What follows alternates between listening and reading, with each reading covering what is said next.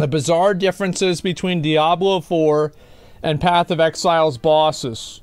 All right, let's see it. This guy makes, probably he does the most introspective videos about PoE. We've watched a number of them before. Slaying hundreds of monsters in sprawling areas is one staple of action role-playing games and MMOs. Yeah. But so is battling a boss one-on-one or facing a gauntlet of numerous powerful creatures all at the same time. Sure. Both Diablo 4 and my personal favorite ARPG, Path of Exile, contain these epic boss fights. Although I'd argue PoE wins out in almost every area of bossing, or the act of chasing and defeating bosses. It dominates Diablo 4 in the sphere of... Well, because there's more than one of them. That's one reason that it's better. Progression, which we'll explore in full momentarily. First, let's overview what bossing is like in Diablo 4. Yeah. Then, we'll delve into PoE, why I think it's superior, as well as similarities and differences between the two games. Okay. All you D4 players out there, I know your potential exiles. I'm going to do my best to lure you in and capture your soul on the dark shores of Rayclast and this lovely little game we call... Look how clean his fucking room is. Holy shit, where's all the garbage? And this guy says he plays PoE? I don't know if I believe this. Yeah, where's all the garbage? There's no garbage on the floor. There's no stains on the carpet. I don't know, guys. Of Exile. Don't be intimidated. Come wreck some PoE bosses. Let's go. I've played a bit of Diablo 4. Enough to fight every base boss in the game except the latest one introduced in Season of the Malignant. Unfortunately, only 2 bosses in the game are truly compelling presently. Astaroth, who is the second act boss, and Lilith, the final boss in the campaign. I actually think Astaroth is a terrible boss. He does 3 mechanics on a timer that attack the exact same way. They're super easy to avoid.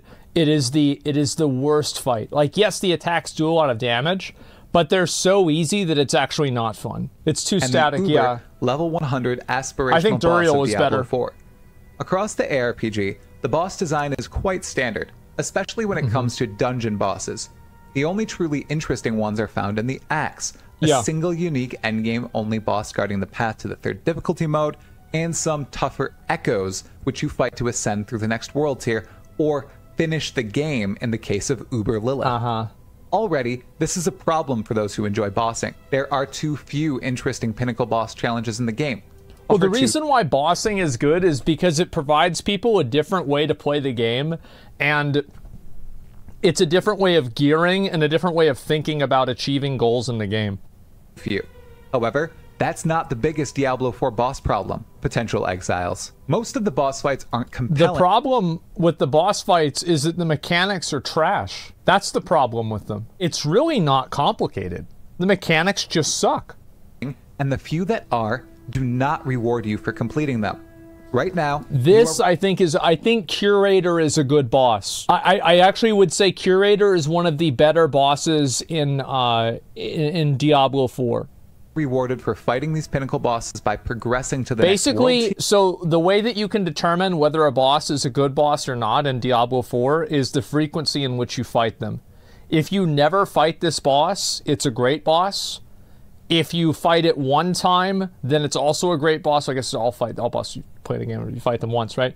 If you only fight it once, it's a great boss. If you fight it 2 times, it's probably also a great boss, very good boss. But if you have to fight it regularly, every single time that you do a dungeon, then it's not a very good boss. Or, in the case of Uber Lilith, an achievement and chance at a mount skin. That's all. Seriously. An achievement, yeah, wow. Some PoE players listening might be puzzled, but you've heard me correctly. Bosses, even pinnacle bosses in Diablo 4, do not have unique items or specific loot tables attached to them. No, of course not. You can't, bro, you can't have the people that play the game and are good at the game, you can't have them receive soulbound items in a 3-month season that will then be deleted later on. You can't, bro, that would break the game.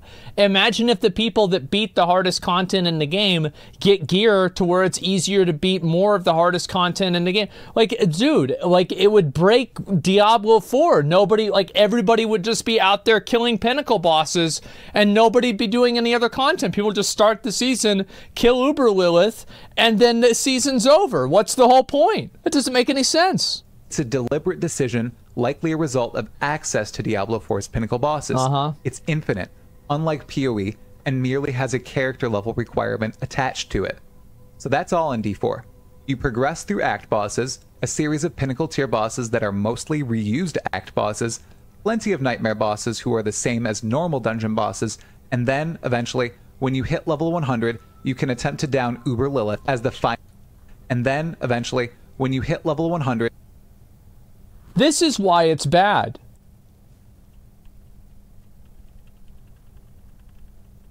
Oh, he went back into it. Okay, alright. Still kind of garbage, though, I'll be honest. I still think that's kind of garbage. You can attempt to down Uber Lilith as the final pinnacle boss, which is a massive challenge for most players, as almost all her abilities one-shot most builds. It doesn't reward anything besides prestige. There's no reason to farm or risk it unless you're seeking that sweet, sweet prestige. Sure. There is one more piece of bossing that D4 has over Path of Exile: world bosses. As Diablo is an open world game, it is assuredly needed to contain some huge monsters to down in that vast space. Oh yeah. Currently, it has 3. These creatures are imbued with Avarass, Walking Death, that usually doesn't walk, he just floats around. What is that? Fucking Ashava. Massive power. But like world bosses in many other MMOs, they're simply loot pinatas on every single tier of difficulty. Yeah. They look phenomenal, a wandering death, but they're easy. Don't drop engaging loot, and are even difficult to track, spawning at odd times many hours out from the next world boss. Now, we're finished. Let's tackle Path of Exile's bosses and bossing system. Here we go. This game has way more bosses and far more reasons to fight them compared to Diablo 4. Plain and simple. The latter is the more important part. A caveat, of course, is Path of Exile's existence. It has been out way longer than D4. Regardless, How long was Diablo 3 out? How many pinnacle bosses did that have?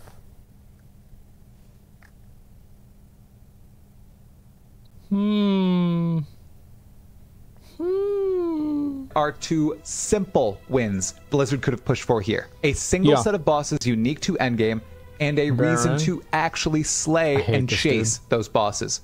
Let's really dig into how Path of Exile does it. Each of Path of Exile 1's 10 acts concludes with a unique Kitava clears any boss in Diablo 4. Any boss. Kitava's better than any boss. Act boss, with a bit of repetition in Act 5 and Act 10 fights with various Kitava forms. Afterward, you hit Path of Exile's endgame, primarily focused around the Atlas of Worlds, which I discussed in a previous D4 and PoE comparison video. In the Atlas, you steadily progress battling map bosses, which are reskins of campaign act and area bosses, albeit sometimes with different abilities and plenty of unique modifiers. Then, you'll hit the current set of endgame story bosses: the Infinite Hunger, who guards the way to the Eater of Worlds, and the Black Star, which is dude, these fights are so badass. Like, I think Infinite Hunger and fucking whatever this guy, I don't even remember this dude's name. I literally just saw it. Black Star. Like, some of the mechanics these bosses have are kind of stupid, but goddamn, they're better than the Diablo ones. I'll tell you that. Guards the path to the Searing Exarch. Look at this, dude. The fury of 1,000 suns.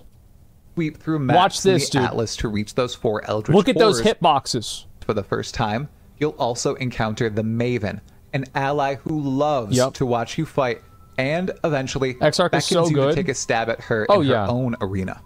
Plus, she also allows you to collect and fight bosses in that arena, stacking up to 10 map bosses and a variety of other special invitations involving bosses we're about to discuss. I feel like those are kind of like the Maven invitations are kind of goofy in my opinion. Like I think it's basically just a boss rush that people that have really good gear can do. These can be imbued with various modifiers. Once you hit the highest range of maps, red maps, tiers 14 to 16. How many of you guys have gotten shotgunned by Veritania's first attack and killed you? I've had that happen to me many times. You'll begin finding Elder. You know what the fucked up thing about this NPC is that I remember one time I was playing the game and it was like 5 in the morning and One of her voice lines is, "How have you ever seen the sun, Exile?" And I took that personally. Red maps, tiers 14 to 16, you'll begin finding Elder, Shaper, and Conqueror Guardian maps. These areas are influenced by powerful past endgame entities and their protectors. Killing these Guardians, of which each are unique endgame bosses, rewards you with portal fragments that eventually allow access to yet another set of historic pinnacle bosses. The Shaper, PoE's first truly iconic endgame boss, the Elder, the Shaper's counterpart, and Cirrus, the Awakener of Worlds, one of the most rage-inducing piece of shit fights, garbage fucking fight, terrible trash fight, fucking sitting with your minions standing in the black zone. You can't see what's going on because there's a crater on top of a crater. Literally the most dog shit fight in the game. I remember whenever it came out, I mauled it so hard. Fuck this fight. Thread spawning fights. No, I beat it. In I Path probably of beat it Exile. before you did. But that's not all. On top of this, you can use PoE's Atlas passive skill tree to fight Uber versions of most of these pinnacle bosses. And you can also fight Uber versions of the bosses. So, like, for example, you can fight Uber Shaper with Maven influence. Uber versions don't gain brand new abilities. Their fights are changed in meaningful ways. A single projectile spell might now shoot multiple projectiles. A certain crutch in a difficult phase might now be gone.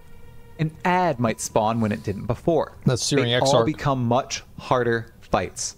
Plus, using the Maven, you can capture most of these pinnacle bosses too, and fight them. Look at how well this is designed compared to Lilith's waves in Act 1, or Phase 1. Like, let's just go back and look at this again, okay? Look at how well this is. How well this is designed. It's actually how good this is. It's fucking insane. Spawn when it didn't before. They all become much harder You actually fights. tell where not to stand. Plus, it's using obvious. the Maven, you can capture most of these pinnacle bosses too, and fight them all at once in her arena.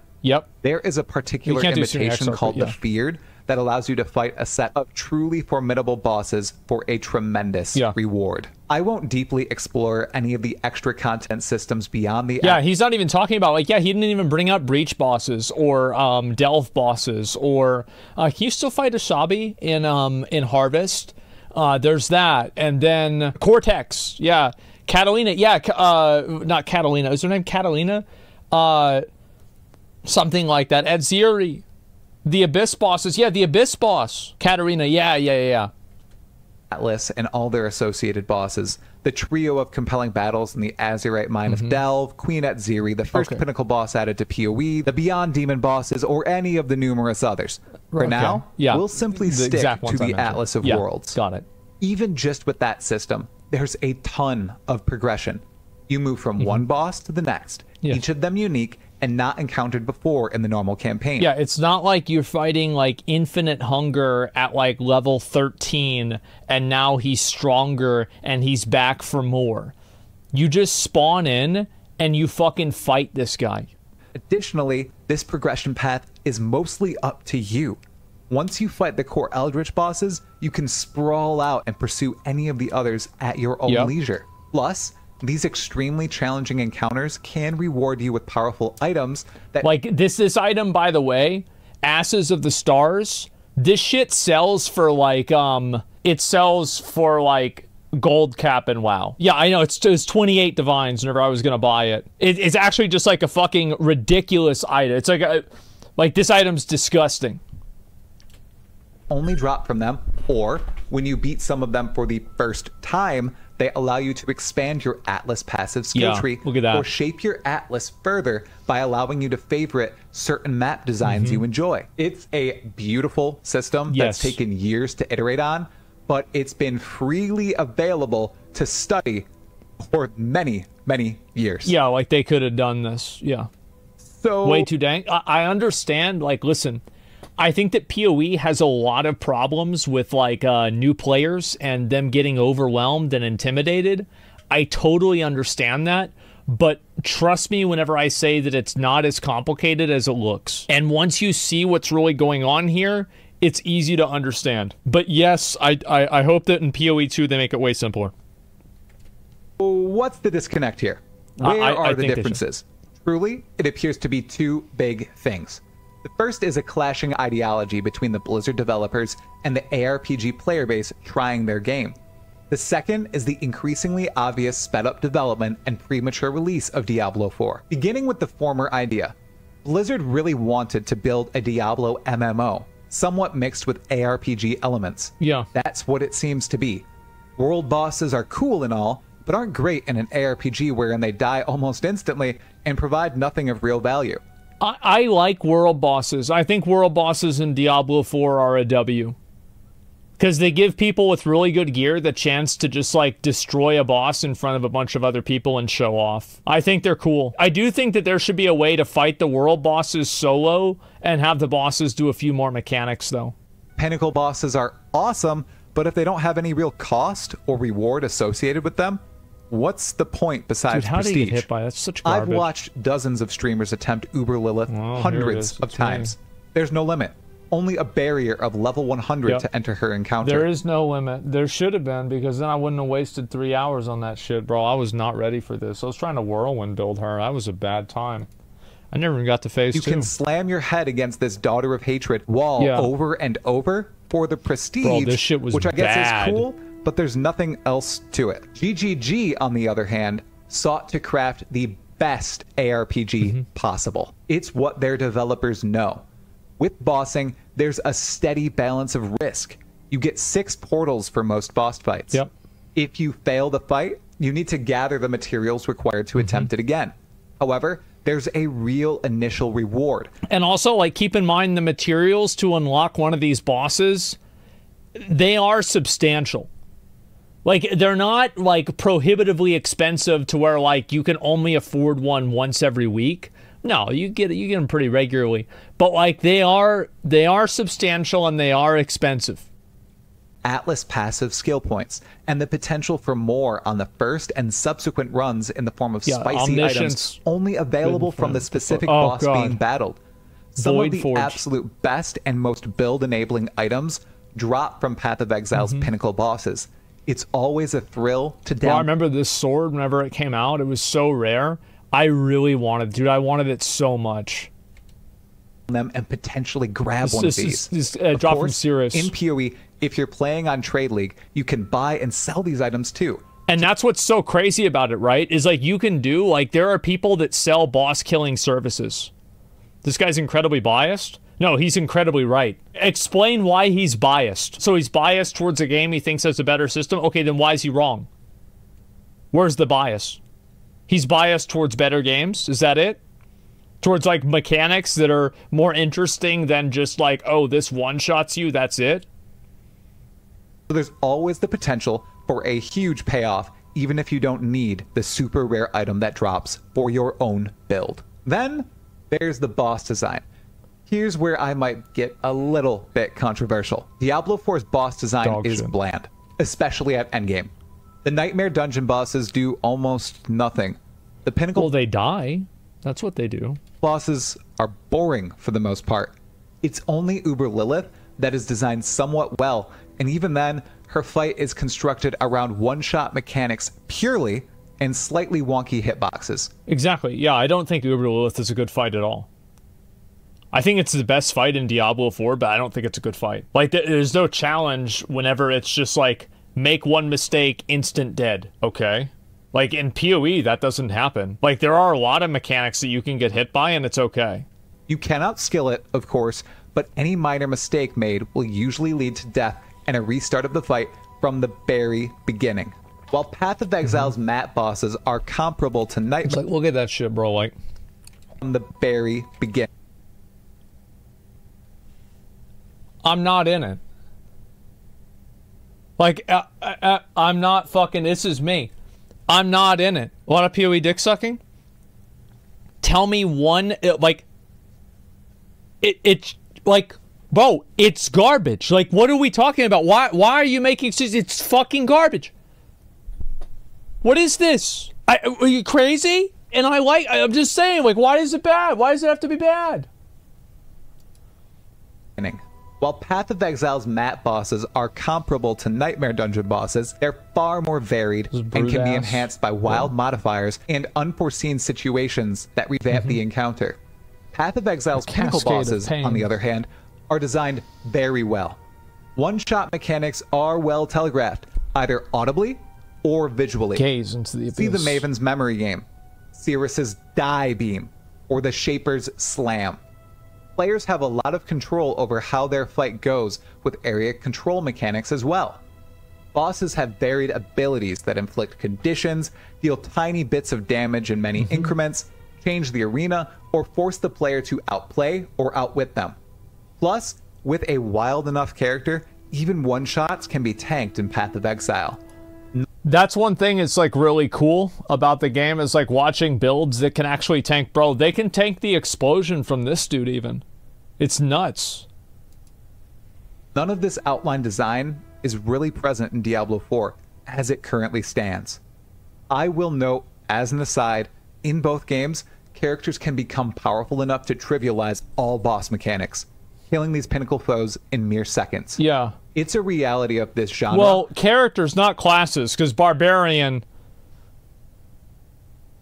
I mean, you know. But other classes can, yes. Presently. This discussion is for folks battling against these bosses for the first time ever, in a league with a new character, or with an in-progress build not at its full power level. Okay. Let's finally move on to the next difference. The second idea here is the lack of depth to Diablo 4's bossing. It's evident in numerous areas. I'm a fan of asset reuse. I praise grinding your games for it all the time. However, the only real challenging pinnacle fight in the game of Diablo 4 is a bigger number Lilith. At the least, there should be one more layer atop Diablo 4's launch endgame, a set of 2 or 3 bosses leading into a truly unique pinnacle encounter. In somewhat of opposite... Imagine if you went into this same room and you went into it early and you had to break the fucking egg that Mephisto was in. That's phase 1 with all the mechanics for the egg and the Guardians of Mephisto. You break Mephisto out of the egg, that's phase 2. And you fight Mephisto in the same room. That's never gonna happen. In addition to this, if Blizzard wants to reuse assets for their endgame encounters, why not build out the boss progression and use some of the best boss fights in the game as pinnacle encounters? Astaroth, the Act 2 boss, is only fought at the end of Act 2. And Dariel, I think Duriel is kind of interesting. I think Andariel and Astaroth are garbage bosses too, I'm gonna be honest. Act 4 boss is only battled at the end of Act 4. Duriel is randomly encountered in the final act and never seen again. Yeah. What is going on here? If you're going to reuse assets, go all out and build a sprawling initial endgame, asset reuse, and all. The answer is... I love how people go and they say this. PoE is for no-lifers who treat games like it's a job. Diablo 4 is for the casual fan with a life outside of video games. Okay, well, I'll be sure to remind you that next season whenever you're farming renown again. Yeah, whenever you're farming renown again because Blizzard said you had to. It's time. Every passing day, it seems like Diablo 4 was released well before it was ready to go. When Diablo 3 or Path of Exile came out... I actually don't agree with this. I don't think that it was released early. I just think that they don't know what the fuck they're doing. In the distant past, they didn't have any real competition. Rather, their competition didn't have numerous chunks of cool content and systems to compete with. Yeah. That's not the case with Diablo 4. They had a baseline set by Path of Exile they should have tried to meet. My bar for Blizzard was the initial story bosses, some reused pinnacle bosses, and a single set of endgame-only foes to surmount. Instead, they decided to launch the game with the bare minimum, and even that is crashing down. Ooh, what the... Bro, Diablo is going to go down to Diablo 1 soon. Oh my god. It was Diablo 2.8 the other day. And it was 3.8 the other day before. Diablo 2.2? As the developers try to remedy it. This is a decision likely out of their hands, and I feel for them. Don't be upset at the developers. Just voice frustrations about Diablo 4 itself, which, right now, is a half-baked game. Perhaps eventually it will gain more content and more reasons to slay bosses and achieve the excellent. For now though, your best bet is to hop over to Path of Exile, try it out for free, and make the push to this amazing set of pinnacle bosses. You won't regret it, and when you do reach these bosses, when you reach maps, your soul is forfeit. And it will be forfeit. You will die instantly. You need to fight. If you're going to play PoE, you have to, like, I know this is going to sound bad, but, like, the truth is, everybody that plays Diablo 4 just follows the max roll guide anyway, so, like, I don't want to hear about it. Like, follow a build guide in PoE. The first time you play the game, let somebody else play the game for you. Let somebody else make the decisions on, like, what points to get, etc. And then deviate from that whenever you feel comfortable enough. Returning to Diablo 4 anytime soon. Max roll guides weren't even finished? Yeah, they were. Hey, you fellow exile or soon to be exiled individual. Oh, yeah, if you enjoyed this video, give it a like. I remember I watched Quinn die to one of these. And if you would appreciate seeing more content like it, subscribe now. You see all these exiles on screen, beached, totally sane, and unhinged. They help the channel grow with their direct support. If you would like to increase the quality and cadence of this content, join my Patreon or become a channel member now for as little as $1 per month. Additionally, check out these juicy videos on your screen. To everyone who watched until this casual player moment, like PoE though, Ala Moana. I think that I think a good number of casual players play PoE. PoE is definitely, there's more of an investment than Diablo. I'm not going to try to sugarcoat it or say that there's not. There absolutely is a much larger investment, but I think that the payoff for the game is a bit larger. Most PoE players don't get to mapping. I think maybe they, I don't know. I mean, maybe the devs say that, but I feel like most people probably get to mapping at least. I don't know. Especially it being free. Yes, exactly.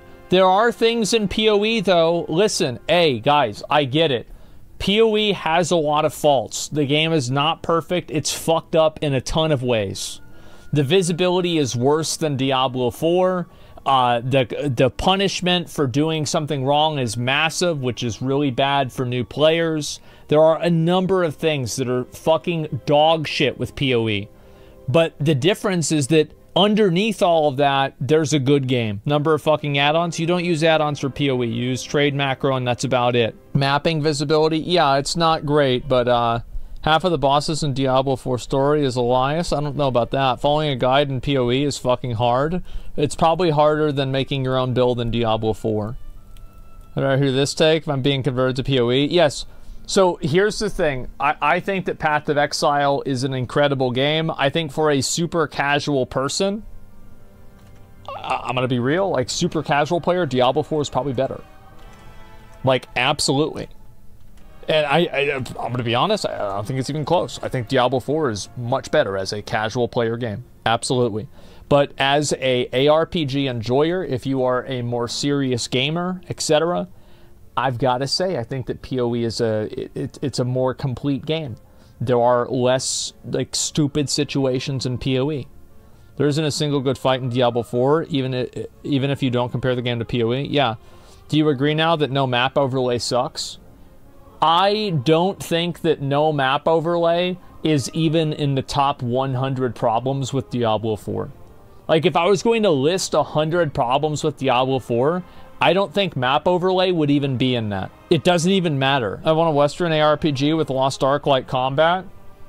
So you want a game that's pay to win, but it has more like virtue signaling and like political messaging, basically, and less girls with big boobs, basically. Yeah, I don't know. I mean, I'm pretty sure you're not going to get that, man. Just said Lost Ark combat. Yeah, I mean, didn't say Lost Ark system. You said Lost Ark combat. Okay, well that's fine.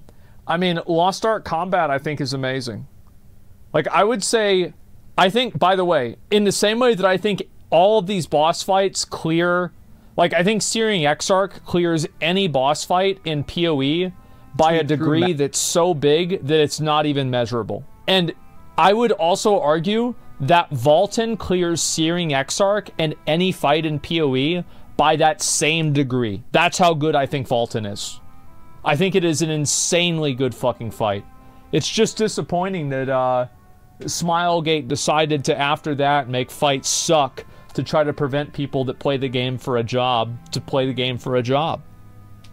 PoE endgame is goated. Oh, I agree. I just think that that fight is good. I think Vault and Gate 2 is the best. Vault and Gate 2 is the best isometric combat experience I have ever had. Just straight up. I think it's the best. You need to do Brel 1 through 6 hard mode? Yeah, I will eventually. I think, and I also think that, what's his name? Procol. I think Procol is a better 1v1 fight than Uber Lilith. And I don't even think it's close. You gonna play PoE now today? Not yet, but I'll play it a little bit before the league to show you guys my build. The issue I have with PoE is I hit gearing walls. Here's the thing though, is you hit gearing walls in PoE and you can farm gear and then be able to go overcome that wall. You don't have to just hit your head on the wall forever until you get lucky. That's the difference. How many hours do you got in a PoE? I don't know. I mean, you can look up my account and just average it. I have no idea. I tried PoE, lasted about 3 hours, wasn't a fan. Totally understand that.